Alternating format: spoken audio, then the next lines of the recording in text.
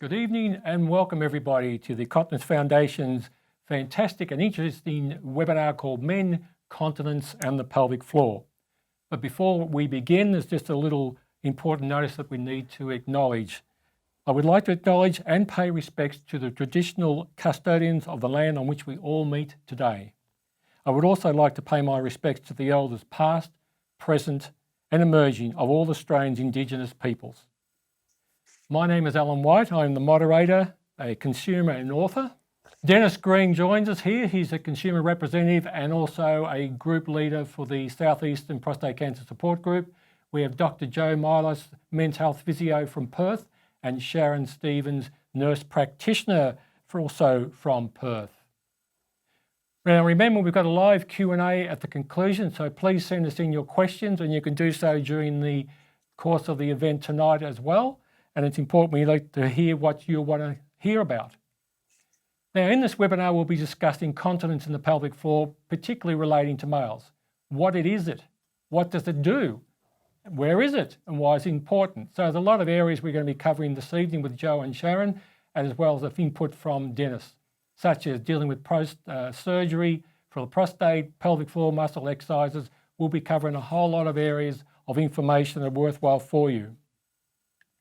So what we're going to know is a live poll is about to hit the airways, and we're going to be doing a live poll on your pelvic floor muscles. Are you exercising regularly? So the poll should be sitting there on your screen. So hop into that and let us know what you're doing. And while that's happening, we'll cue a little video for you. The pelvic floor is the base of the group of muscles referred to as your core. These muscles are located in your pelvis and stretch like a hammock from the pubic bone at the front to the tailbone at the back and from side to side. They support the bladder and bowel and play an important role in bladder and bowel control and sexual function. If your pelvic floor muscles don't work well, you may leak when you do things like coughing, sneezing, lifting, laughing, or exercising. To stop this from happening, you need to switch on your pelvic floor muscles. To switch on the pelvic floor muscles, you need to squeeze and draw in the muscles around the base of the penis, as if you are trying to stop the flow of urine. You should see your penis draw in and your scrotum lift up. Breathe normally. Don't hold your breath or tighten your buttocks. Then let go and relax the pelvic floor muscles completely. Notice, as the pelvic floor muscle tightens, the anal passage closes. The same action happens to the urethra. By exercising the pelvic floor regularly, you will train your muscles to work automatically when they are needed.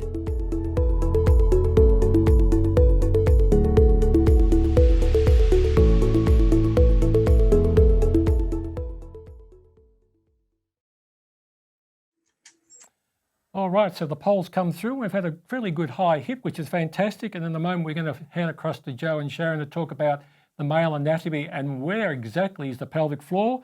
But before we jump into there, we've got some results, interesting results. We've got 10%, they do it daily, which is great. We've got about 35.5, I do them, but not regularly. So that's an interesting one. Where are they? 1.3, Sharon and Joe. So maybe that's something we can have a talk about. So I'll hand across to you now to talk about the male anatomy. So you can see how the male anatomy stands from a basic point of view there. The pelvic floor muscles reach from the pelvic bone right back to the coccyx. Unfortunately, in these diagrams, they're on side on, so it looks like it's just a strip of muscle. It's actually almost a hammock of muscles that helps control everything with the actual organs necessary to come through the middle of them. And you can see it just sits there quite just underneath it, but sort of just where the prostate is. And see how it where it sits when they're contracted, it actually closes off the urethra. So it's really quite important there. And it obviously the anus comes through there as well. So I think the pelvic floor exercises are very important, but that is really Joe's area of expertise. Yeah, what I'd just like to add on to Sharon. So we've got within the pelvic floor, the two sphincters, one at the front called the urinary sphincter and one at the back called the anal or rectal sphincter. So we're going to be talking about both bowel and bladder continence today. So it's also really important to know, as 1.3% actually asked, where the pelvic floor is. And so for most guys, when I meet them for the very first time in my physio clinic, they don't even know they have a pelvic floor. And so a lot of them come in all dressed in a gym kit expecting they're going to have to do some exercises lying down on the ground. But literally we know that the pelvic floor is at the floor of the pelvis, and it supports all the abdominal organs, the pelvic organs, and, you know, is very much involved in that bowel and bladder continence mechanism. It's also really important for breathing, and sometimes these muscles are weak or too tight. But generally, when you see someone like myself in the clinic, we're trying to identify exactly what's going wrong and then to make a bit of a personalised program around exactly what we can do. So in Sharon and I's work, we've been spending a lot of time working together over about 15 years now, mostly on men undergoing prostate cancer surgery. But as Sharon and I have learned, there's so much more involved in the male urological system, and the pelvic floor can do a number of crazy things at times. Definitely. Yeah. So that's our wrap on the anatomy of the pelvic floor. All right, thanks, ladies. So let's jump across to the next slide. It's an interesting one about urinary incontinence. So what can you tell us about those? So there are lots of different types of urinary incontinence. You can see there in that first picture is the a normal bladder. And then the next one is where, you know, with the prostate gland removed at the bottom. Stress incontinence is where you leak when you cough, sneeze, laugh, exert any intra-abdominal pressure. And that is really comes to fore following prostate surgery. The urge incontinence, saying overactive bladder, that is where the bladder just doesn't really behave normally. It's essential that the patient actually looks at the fluids that they're drinking.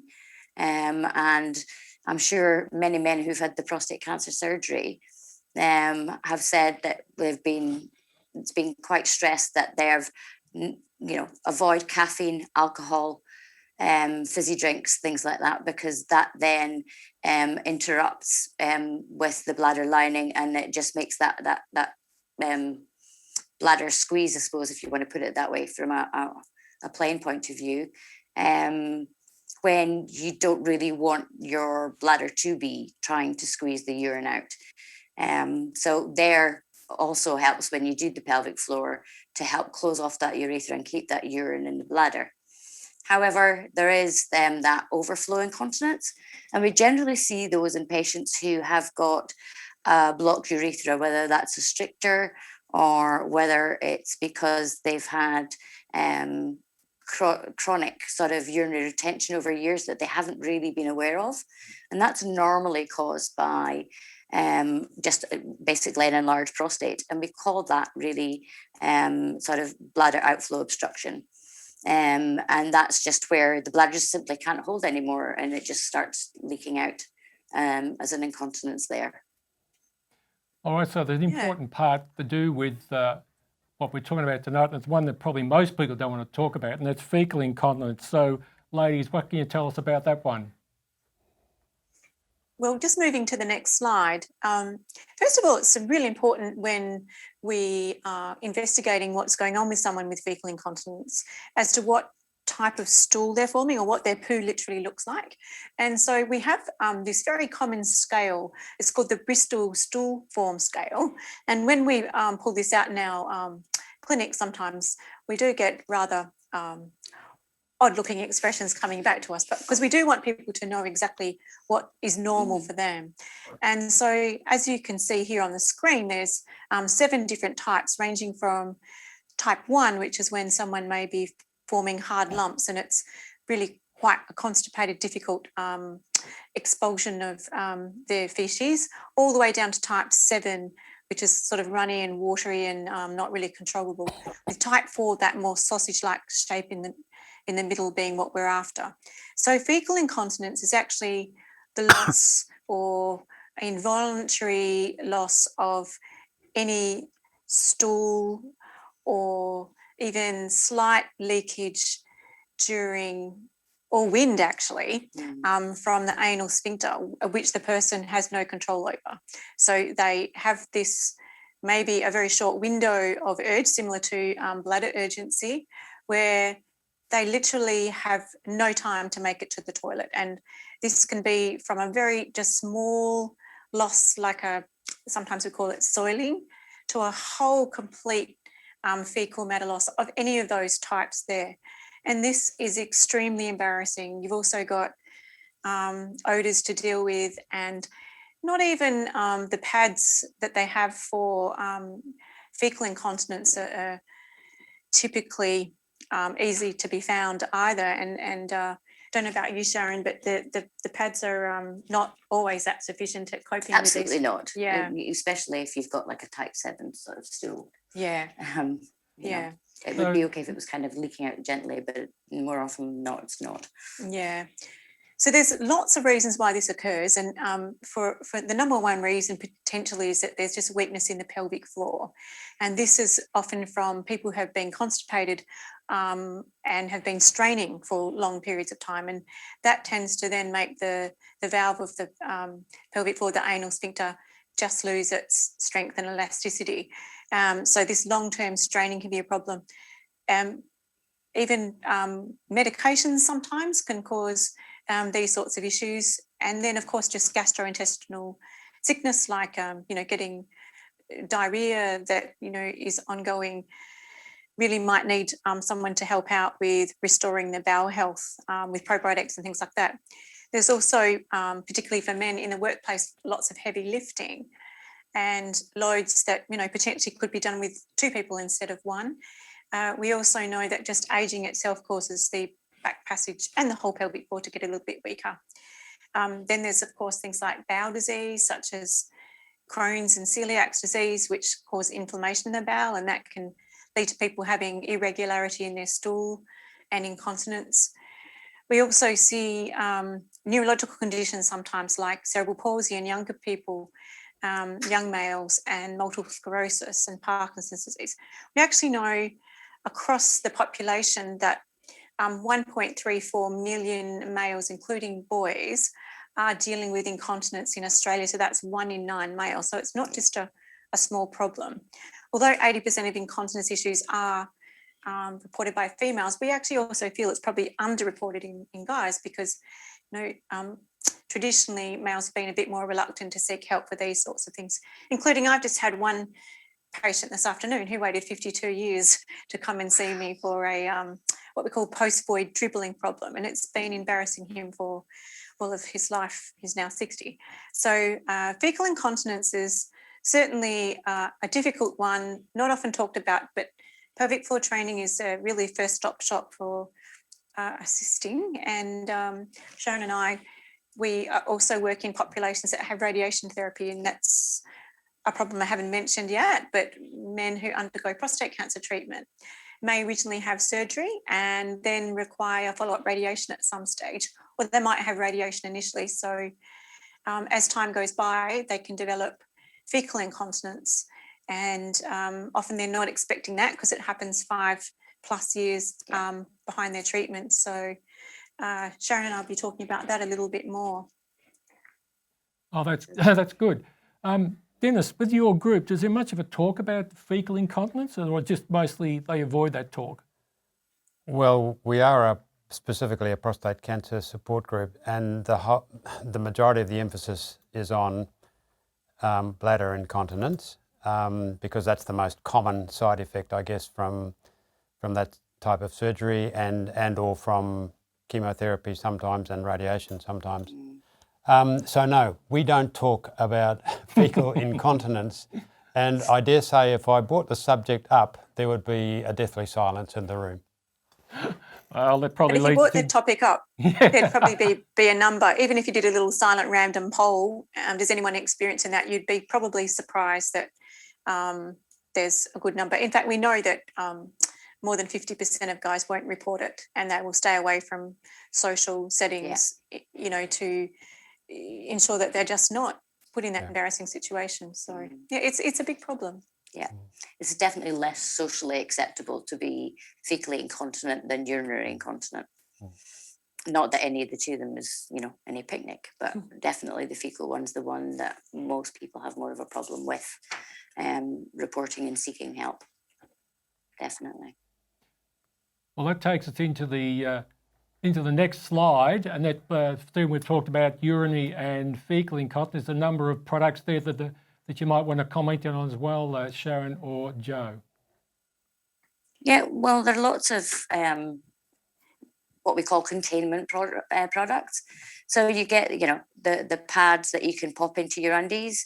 You get like pull-up type pants, as well as bed and chair protectors and things like that. You know, and they work really well for for urinary incontinence, but not so well for the fecal incontinence. As we mentioned earlier, the pads that generally are available, although some of them are made for fecal incontinence, and by that I say that they have like a charcoal layer to help with odor control.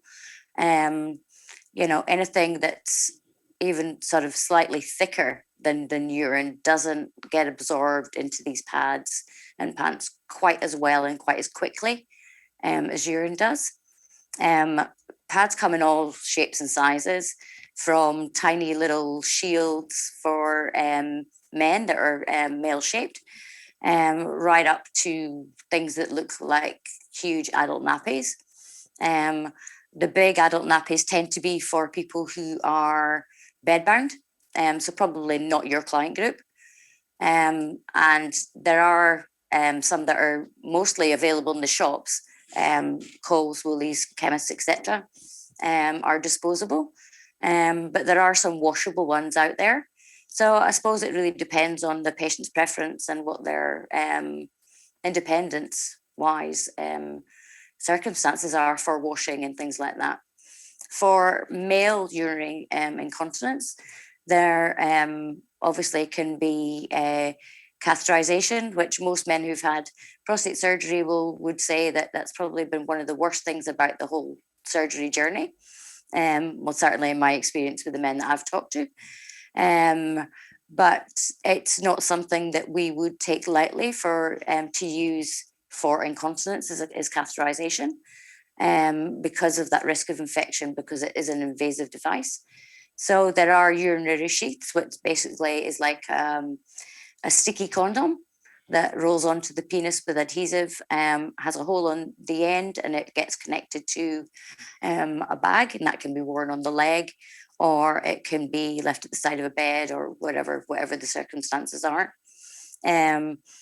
As well as using things like commodes over the toilet frames, etc., for those people who are having more of an issue with what we would call functional incontinence. And functional incontinence is when they just don't have that functional ability to get to the toilet in time to be continent. So there are far too many different types and brands out there to even begin to go into specific ones. But they're mostly readily available in your supermarkets, etc. So let's talk about the incontinence products, particularly now. There's also washable ones that you've mentioned. They hold, I think, 1 to 2 drops, or maybe 5 mils. Dennis, has anyone talked about that in your group, about washable briefs or boxers briefs at all? Not the washable ones, no. No. In fact, I hadn't heard about them until fairly recently. So I don't know whether they're a new product on the market, but they are not talked about. Most of the talk in our groups is about the disposable pads, which, Yeah. as Sharon has said, come in different sizes, shapes, and can hold different amounts of liquid. So yeah, no, the washable ones are something new for me. Yeah, they certainly are, and they are also a bit more expensive. So let's have a look where we can get some help for those. So Sharon and Joe, anyone else they need to be reaching out to insofar as financial assistance? Look, there is financial assistance. Some of the schemes really have really strict criteria to be for the patient to be eligible. So obviously, as a nurse, we would say I would say a nurse continence specialist is probably the best person to see. They have more of a knowledge about what's actually available out there, and they are, there's an assessment done about how much incontinence there is, what different types, when, etc., and that builds up a picture about what is really required for that individual patient. And then we can sort of help them, point them in the right direction about what they want. Again, we teach people how to wear these products. As a nurse who has spent a lot of time removing catheters from post-prostatectomy patients, a lot of men are quite, blown away by the fact that the sticky bit on the pad does actually stick to their underpants and not to their penis, which as a female I find really odd, but I mean, that's just, women are more sort of tuned to wearing pads and things. And you don't know what you don't know. So, we teach the patient how to wear the product, let them know basically what that sort of the capacity, and for changing, etc. Now, there are a couple of schemes that help with financial aspects of things. There is the Continence AIDS Payment Scheme. Now, that is a federal scheme that essentially is run by Medicare. It's got quite strict criteria. It's more neurological conditions, but there are two categories that men who have had prostate cancer or suffering from any kind of incontinence really can be enrolled into these schemes. One of the categories, unfortunately, is dependent on whether they have either a healthcare card or a concession card. But we do our best to try and make sure that they fit into one of the criteria so that they can get some help. There are some state and territory schemes, and unfortunately, my research, short availability of looking at research, I couldn't actually find the names of the different schemes in different states. The one we have in WA is called CMAS. That is the nursing side of that is run by Silver Chain, although there are lots of what we call external continence nurse referrers out there who can do the assessment, help them choose the right product, etc. I think from memory, it's about $490 worth of products. You only get products from this scheme, whereas with the CAP scheme, you get actual money into your bank account, and it comes from Medicare, and then that allows you to go and buy the whatever product it is that you feel that you fits you best, what you want, and what your preference is. And of course, there is the DVA, the Department of Veterans Affairs.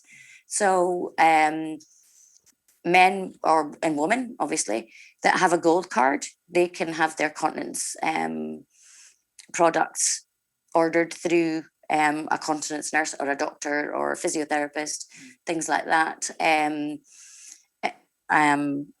they just get their, the pads that they need. I think it's just recently that people with a white DVA card, if their diagnosis has got anything to do with cancer, then they are also covered too. So, there is a lot of help out there, but sometimes the criteria is very, very strict. And you say $490 worth of products a year. When you actually count that up, it's not enough. And quite often people are dependent on both of those schemes to provide enough products that they can use and need. Right, that's a beauty. So sexual dysfunction, a big one that hits men, I think you'll find, isn't that true, Dennis? About men have had prostate cancer surgery. This is the big one. So Joe, let's find out why the pelvic floor muscle is so important in regarding to maintain that intimacy and desire. Well, thanks, Alan. Not many people actually know, but the muscles of the pelvic floor are heavily involved in erectile function. So we have 3 major muscles there, bulbocavernosum, as it's called, and bulbospongiosum, and another one called ischiacavernosum. So basically they're a group of muscles within the pelvic floor that are all associated with pumping blood through and also pumping the ejaculate fluid through. So a normal erection does require healthy nerve tissue and healthy blood flow, but also strong muscles. So it's really important to know that every time you do your pelvic floor exercises for your continence, you're also going to be recruiting the pelvic floor muscles for sexual function. And in my own research, I was able to show that the earlier you started working on your pelvic floor muscles prior to radical prostatectomy, for example, the quicker your erectile function also recovered. And we know from research from a lady called Professor Grace Dorey from the mid-2000s that if men do 3 sets of pelvic floor exercises a day and they have common conditions like premature ejaculation or just reduced performance, they can improve their function by 75% or cure themselves of the problem. So doing your pelvic floor exercises we're going to go through shortly can really help with these common problems. We're also going to be talking about climacturia in a moment, and that's when there's a loss of urine with orgasm. So again, in the context of prostate cancer, men don't actually have any semen being produced anymore, but they may have urinary leakage, and that's quite embarrassing. Dennis, I was just going to ask you, is this something that you talk about in your group very much? We have not talked a lot about climacturia and arousal leakage. We have talked about, of course, the sexual function and the impact of prostate cancer treatment on that function. But we have not talked really. We had a presentation from a urologist a couple of months ago. She did mention climacturia. But, very quickly, sort of in passing, if you like. So we haven't gone into it in any depth. That would be my assessment. Okay, well, I'm not surprised because it's often, now referred to as the neglected sexual side effects following treatment for prostate cancer. So we'll move on to what prostate cancer actually does now. So the typical treatment, so about 80% of men who need treatment for prostate cancer in Australia are actually treated with surgery. So that's removal of the prostate, and that can be done by the open laparoscopic or robotic procedure. And during that treatment, with the prostate removed, the support structure of the bladder is also removed. So that's the autonomic or automatic structure. At the base of the bladder, there's also something called the bladder neck or internal sphincter. And then there's the external or urethral sphincter within the pelvic floor. So the surgeons will remove that prostate, however which way they're doing it. Then they'll literally draw the bladder down, or it drops down via gravity, and they'll stitch whatever's left of the base of the bladder and the bladder neck into the urethral sphincter. And of course, that creates a whole situation where suddenly this poor pelvic floor muscle that's for its whole life being supported is suddenly doing 100% of the workload. So as soon as a man becomes upright, the pelvic floor muscles switched into gear. And most men will know after surgery, if they lie down or sit down, they're not really leaking very much after the initial few days or weeks of the catheter being removed. But long term, they'll tend to leak more when they walk. later on in the day. And whenever they do anything that increases their what we call intra-abdominal pressure, that's that downward action where the strength of the pelvic floor is not quite developed enough to overcome that leakage issue. So all of a sudden you have that incontinence arise. Now, wrapped around the prostate is a fine bundle of nerves, also associated with continence and erectile function. And then at the base of the prostate is something called the neurovascular bundles. And with robotic surgeons, they have really tried to pioneer a lot more of this nerve sparing technique to minimize any damage, because they can actually see it. It's 10 to 12 times magnified compared to the open eye. So we spend a lot of time now trying to educate patients on knowing about pelvic floor exercises and penile rehabilitation to help recovery of erectile function. That's using things like pumps and injections to help the sexual function. So overall, we have a lot of impact from having a prostate cancer surgery. I like to think of it being temporary, but for most men, we would say only as little as 30 to 50% get their sexual function back after 2 years, but we're more like a 95 to 98% getting their continence function back. And then, of course, if we have any treatment involving the rectum or the prostate with radiation therapy, we can also have that bowel incontinence. So altogether, prostate cancer treatment can have quite devastating impacts on these two sexual and continence functions. But we know that we're all getting better. We're all trying to commence these preoperative pelvic floor training programs, improving people's fitness, reducing their weight, and getting quickly into these rehabilitation programs following the surgery. Well, that takes us into the slide I've just flipped up there for everyone. It's the radiation side effects. But just before we jump into that, Joe and Sharon, I've had an interesting question come in. Chris asked, what's the percentage of post-prostatectomy patients would you see that experience fecal incontinence? Post-surgical prostatectomy, that on its own, very, very little. I've never seen one. I don't think I've seen one either. The patients that I have seen have normally undergone radiotherapy for either residual disease or have chosen radiotherapy as their primary treatment.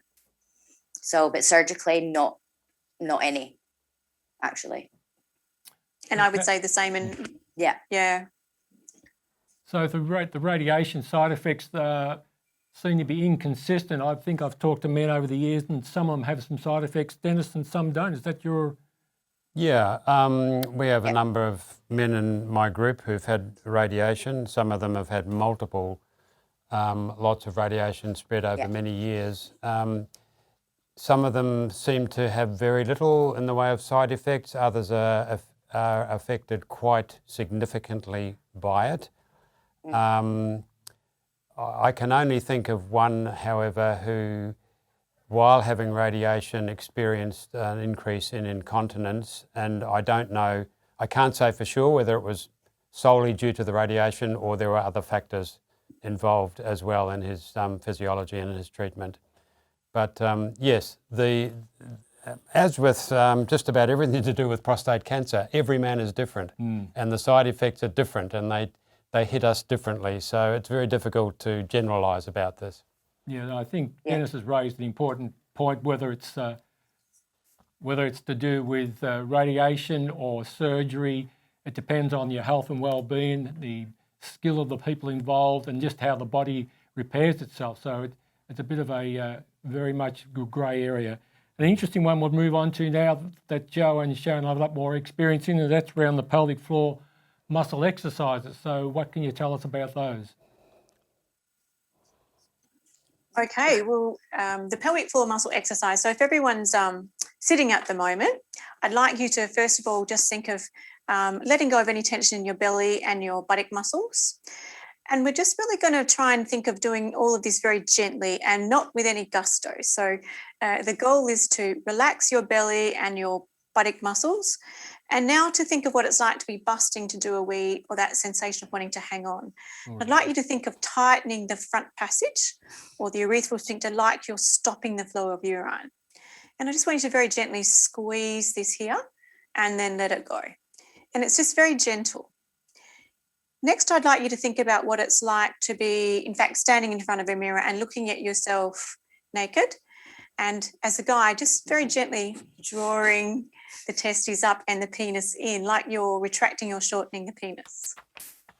So that's using another component of the pelvic floor. And then thirdly, just to be aware that we do have that rectal or anal sphincter that we can also strengthen, particularly if you're going to be having radiation therapy. So that's just gently tightening the muscles around the anus and just a very gentle squeeze. Now, it's actually really important to know that we do have those 3 distinct areas. And so we're going to actually have a bit of a practice here. If you have the opportunity to stand up, I actually like patients to do it in a combination of postures. And for most of the training, standing is actually really good because you can see things in the mirror, but you can also strengthen muscles more quickly. And particularly if you're going to have something like a prostate cancer surgery, you'll get more benefit from in the standing posture. So just doing that all together, relaxing the belly and the bowel. Think of gently tightening the front passage as if you're stopping the flow of urine. Gently draw the testes up and the penis in, and then gently tighten the muscles around the anus. And now just gently let all of that go. And what we're going to do is just try that quickly about 5 times. So we're going to go squeeze, draw up and in, and let go. Squeeze, draw up and in, and let go. Squeeze the front, draw up the testes, tighten the back passage, let go. 2 more, squeeze, lift, let go. Squeeze, lift, let go. Now, straight away, I want you to, while you keep breathing, do all of that once more time. Tighten the front passage, draw up the testes, tighten the muscles around the anus, and hold. Keep breathing as you count for 1, 2, 3, 4, 5, and just gently let that go. Now, these muscles will fatigue if you don't give them a rest, so it's really important to give them an equal rest time. So I like patients with just general problems to have this combination of perhaps 10 quick little pelvic floor squeezes, followed by 10 holding squeezes for up to 10 seconds, and to repeat that 3 times a day. And if they have to do more, like preparing for prostate surgery, 5 or 6 times a day. So it's really important, though, that you don't brace your abdominal muscles or even move your shoulders or wiggle your hips or make any grunting sounds, because holding your breath and using all those accessory muscles is not going to help that little tiny urethral sphincter tighten up. So we've got lots of evidence that shows pelvic floor exercises in men need to have, in these days, for urinary incontinence, focusing on the front passage, not the back. But if there's any bowel issues, to also include the back passage. Can I just... That takes us on to sure. the next slide, which is an interesting one that I'm sure Joe and Sharon could explain a bit more, but I must jump in there before you do start. And I found out recently that that little bulb or little reservoir that sits there can actually hold a little bit of urine. So when men think they've finished taking a whiz, that's where that little extra bit comes from. Is that correct, girls? Oops. Yeah, absolutely. And that's, I think some people are teaching a pelvic floor contraction to try and get rid of that. Yes, that's right. Yeah.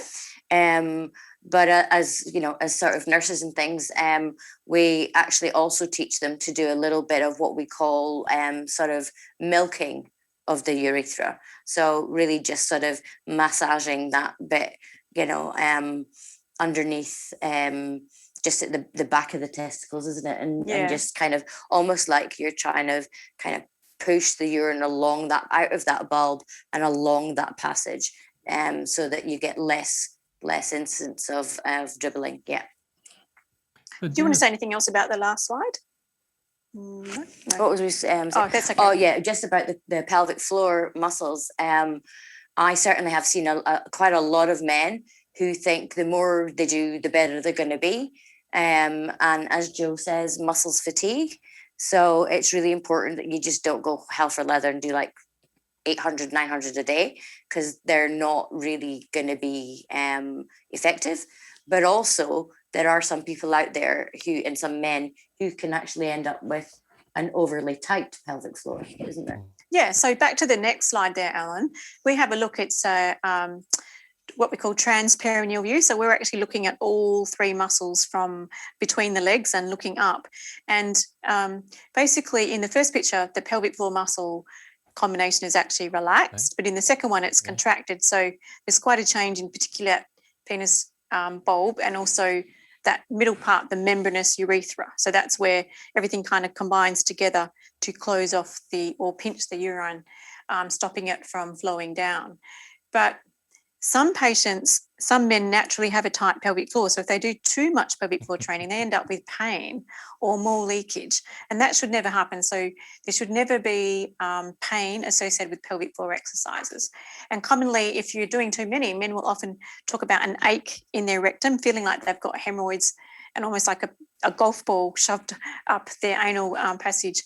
And that's an indication that they're doing way too much and putting the wrong emphasis on things. So it's really important to know that the muscles need to relax as well as contract, and for the muscles to get strength, they need to have rest time. So it's really important to space exercises out. Maybe a couple of hours gap between each set that someone does during the day as well is a good idea. Well, that brings us an interesting one to the pelvic floor muscle assessment. And just as an aside, I guess, is that I discovered some years ago, ladies, that I could do the assessment insofar as keeping the muscle tight, but I wasn't doing the letting go really well. So my poor old pelvic floor was getting rather tired. Is that something that's happened with your group of men as well, Dennis? Some blokes are holding on too tight? Well, I don't know about the group, but it certainly happened to me.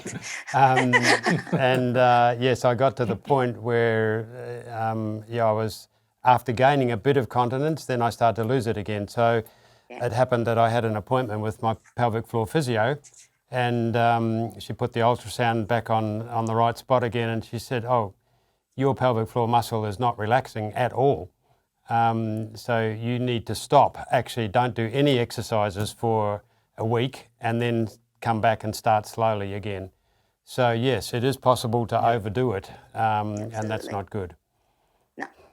So the pelvic floor muscle information there, ladies, can you just talk us through those two particular movements?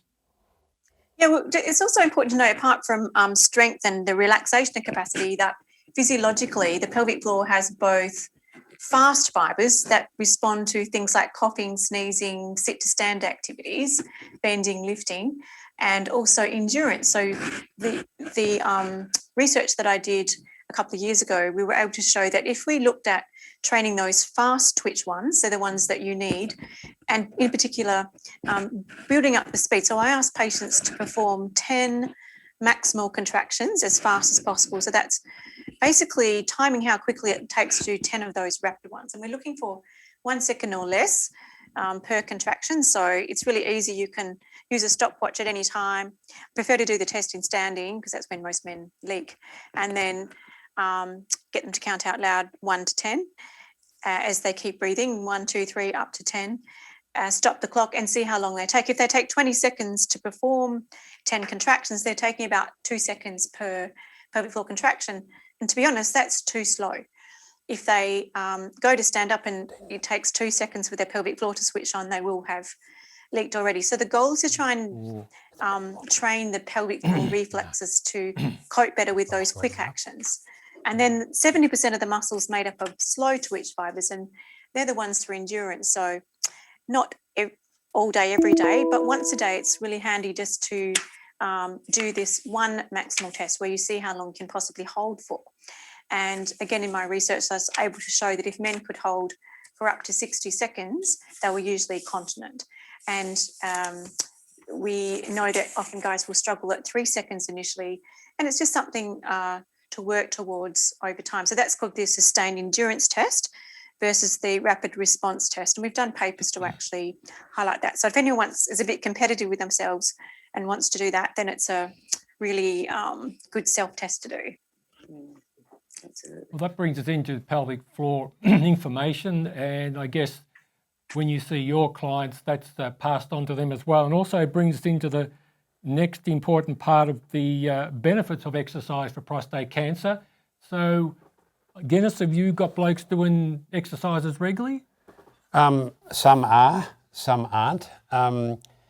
You have to remember too that prostate cancer support groups generally are made up of men with a range of ages and physical mobility. So I think we've emphasised already, and it's very good, the importance of continuing to do the pelvic floor muscle exercises. I think some men do it for a certain length of time, then they stop, and then they wonder why incontinence starts to come back. I'm 3.5 years past surgery now. I'm still doing those sets of exercises, basically what Joe just outlined, every day. If I don't, then I start to leak. Now, exercise, the younger men in my group, yes, they're pretty keen on exercise, and those in particular, those who were very physically fit before they had surgery or treatment, they recover much more quickly than those who aren't. And if they continue and get back into their exercise quickly, they find that more rapidly improves their continence and other aspects such as sexual function. Those of us who are older may be finding it a little bit more difficult to do a lot of exercise, but I personally try to do what I can. I have other reasons why I can't do a lot of cardio exercise these days, but I do a lot of stretching and a bit of strengthening through doing push-ups and that sort of thing. So yeah, and if I don't do that, not only does it sort of, I think, impact my continence, but it impacts my general well-being. And that has a lot to do with continence and confidence about whether you can maintain continence or not, is what I find. Yeah, It's good for your mental health. Yeah. So, ladies, when you're seeing the men come in here to your clinic, do you talk about them about the importance of maintaining a reasonable amount of exercise to keep everything functioning well? Absolutely. I tell them before their surgery that, you know, the better shape they're in going in, then obviously the better shape they're going to be coming out of it. Obviously, they have to modify their exercise regime because, you know, lifting, etc., following their surgery. But there are gentle exercises that can be done. There is some certainly studies going on in WA and through some of the universities. They have over a little bit rather than exercise regime programs. So yeah, definitely. Yeah, and I always inquire and just make sure patients are walking every day. So being up on your feet just helps your pelvic floor, but also it's really great to potentially help things like bone density, cardiovascular health. And if you can't walk on land, perhaps you can walk on water. So we actually know that, or in water, should I say, we actually know as well, if you can do half an hour walking or about 150 minutes per week of that low intensity exercise like walking or swimming, it's really advantageous for prostate cancer. In addition to that, more vigorous exercises, and this is for all cancers as well. We now say exercise is medicine across the board. You'll actually get really good benefits, and like 61%, for example, prostate cancer survivorship simply by doing 3 1-hour more intense exercise sessions per week. And that includes something like a cardio and resistance program, like a circuit training type session, or a game of tennis, something that's a little bit more raising the heart rate. So overall, 150 minutes a week of walking and 3 hours, if you can, 2 or 3 sessions a week of a bit more intense exercise is really good for reducing the prostate cancer mortality, if we're talking about that group, but just overall cancer incidence and lowering the risk of overall other health issues. So walk away. It takes us into the duties in the gym. So do you encourage your men to consider gym work as well as part of their overall exercise? Yeah, I actually run a little group in Perth. It's part of the Prostate Cancer Foundation, and it's called PROST. And we've tried to make that a community-based program that anyone can access. But it's the aim of it is to always include pelvic floor exercises. So we call that functional training. So although we might be in a gym setting and doing some squats and some push-ups and ball work. We also go out onto the ovals. We might do some kicking skills or some rope work. And the goal is to try and improve everyone's general strength and mobility for their whole body health, but also to activate the pelvic floor muscles to help with continence and sexual function. But as we said earlier, continence issues and pelvic floor dysfunction and sexual dysfunction can have huge impacts on psychological health and mental health of everyone. So often just getting out and joining in a local gym program, if you can't access something more specifically, is just so good for that whole mood and mateship aspect of your health. So there's also the social side of it. The social interaction. I've got patients who not necessarily keen on joining a support group, but especially if they're attending sort of exercise training with other men who've undergone the same kind of experiences as them, they found that really beneficial rather than just structured support group sessions, because it's not always for everyone. Yeah, and the fitness pelvic floor fitness first program is an initiative by the Continence Foundation of Australia to link health professionals and fitness advisors and trainers to become more pelvic floor aware as well. So they've got access to these programs that allow them to have much better knowledge. So they should be able to address simple issues and then refer on to like nurse continence specialists or pelvic health physios to assist with that. So, if anyone has a problem, it's really easy to go to the pelvic floor first program too and upskill a little bit. Lots of resources on that website. Yeah. And this brings us to the knack, which is now on the slide there. So what can you tell us about the knack there? So the knack, it's really all about learning how to activate those pelvic floor muscles to help them maintain their continence. So especially in the instance of stress urinary incontinence. So we teach them to brace with their pelvic floor when they cough, sneeze, laugh. Apparently getting in and out of a car is a big one. Some of my patients have said. Getting out of bed first thing in the morning. Men who've had prostate cancer surgery often find that they're dry at night before they are during the day. But it's always kind of a try and remind them that yes, they're dry all night when they're lying down, but they are going to have that increase in abdominal pressure when they go to get out of bed. So it's really important that they learn to use the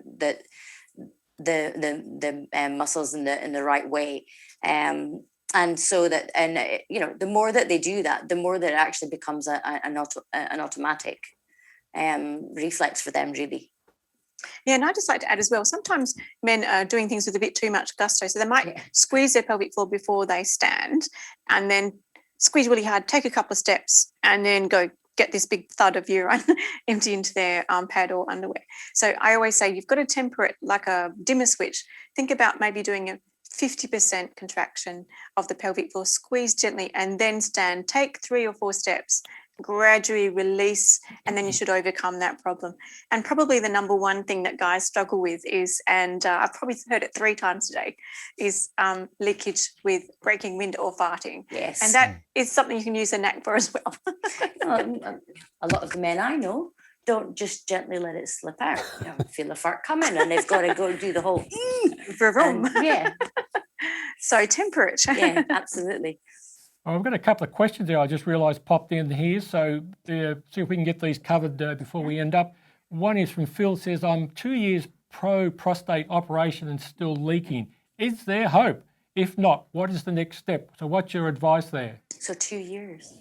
Yeah, well, I always say, look, I actually had someone in this afternoon who was 27 years following his radical prostatectomy. So I always say, look, give it 3 months and then that's sort of the protocols that I developed, but it should improve within about 2 or 3 weeks of doing exercises, even subtly, but the nighttime will improve first. And it's never too late to help. But we tend to work with patients for up to a year. And if they don't get full resolution or they're not satisfied, then they need to be able to have the option to then have corrective surgery. So I certainly believe that no one should continue to put up with incontinence. And there's the option of the slings, and than the artificial Yeah. urinary sphincters. So no man should actually really live with incontinence. There's always hope, and if you can't get it perfect and it's not satisfactory, then the urologists are wonderful at providing that. Yeah, I'm not sure if they're available on the public health though, so I suppose cost could be an issue. No, they are. There's Yeah. a bit of a waiting time, but Yeah. but I've had a few patients come through. Have you? That's yeah, good. through the That's good. Yeah. public health system. It's usually about a 3-month wait time. That's not too bad. Yeah. There's another question coming too from Deepa. I think that's his pronunciation. Post-prostate surgery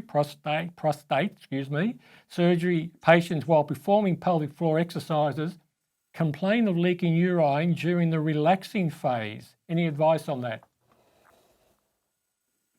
That happens all the time, and it's often just there's too much exertion. So it's often getting the abdominal muscles to contract at the same time with a bit too much pressure. But in the early days, there can even be quite a lot of fatigue going on. So it's a temporary situation usually that does get better. And I normally just say, just put up with it. Go try a little bit more gently, but you also have to be careful of all the things we talked about earlier that Sharon mentioned, not going overdosing with caffeine, like usually just one caffeinated drink in those early weeks a day might be all that's appropriate, and no alcohol if possible for 4 to 6 weeks. So it's a normal thing, but maybe try just turn the tone down a little bit, doing a 50 to 70% sort of contraction, if you can work that out, will help. But basically pad up, move on, and it should get better. Might not be a day-to-day improvement, but it certainly should be a week-to-week improvement. There are patients out there who obviously do not regain their continence. Yeah. So, that's when we would be advising them to go back and see their urologist to see what the options are. Maybe do what we call a little bit of urodynamics to kind of identify the reason for the incontinence, and then look at obviously where they're how long their sphincter is, etc. And also bladder charts are really helpful. Bladder charts, bladder charts.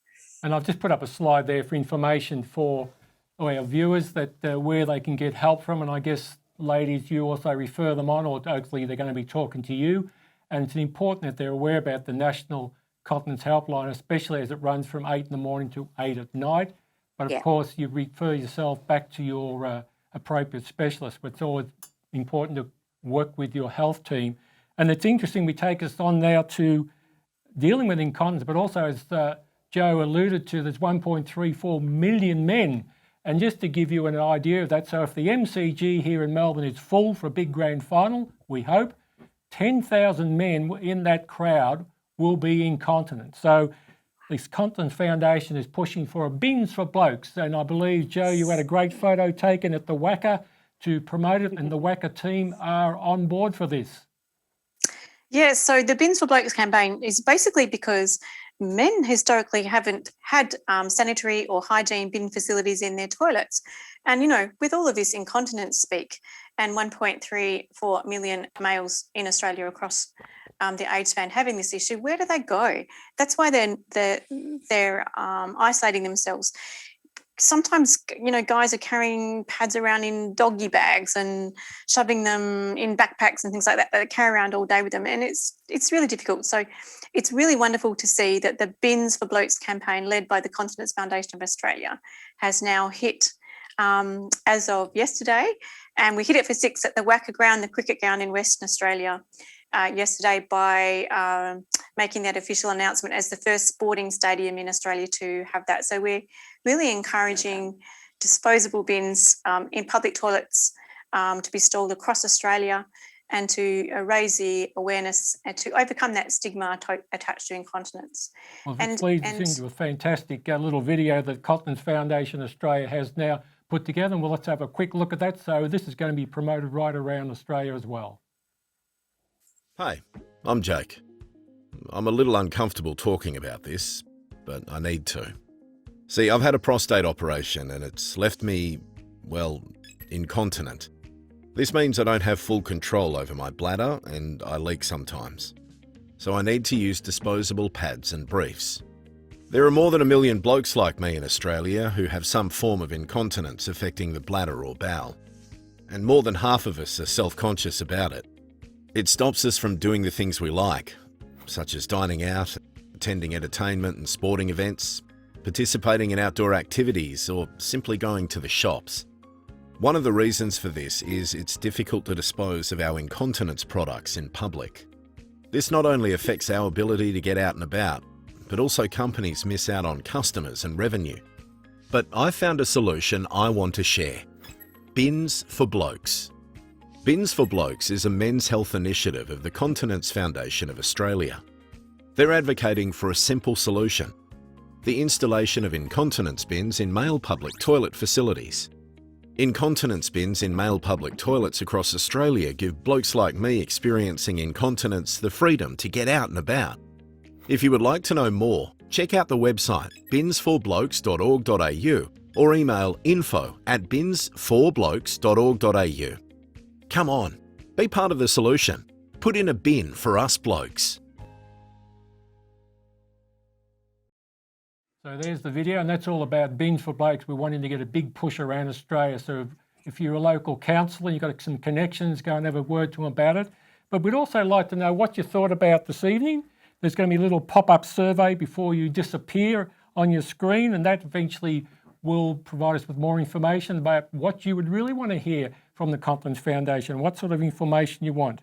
It's important we know how you think and if you are missing out on certain areas of information. So please utilise that pop-up screen to do that survey. The questions and any others we may have missed will be accessed and put up on the Continence Foundation website, and also will be sent out to those who have registered.